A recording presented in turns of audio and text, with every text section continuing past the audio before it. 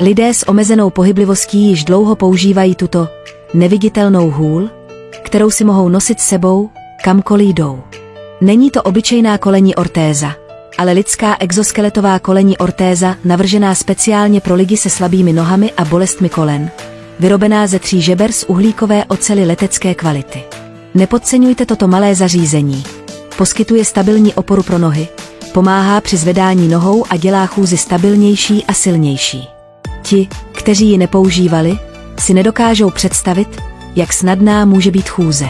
3 žebra z uhlíkové oceli mají nastavitelnou funkci, takže ať už jdete do schodů nebo se procházíte v parku, nespůsobí vám únavu.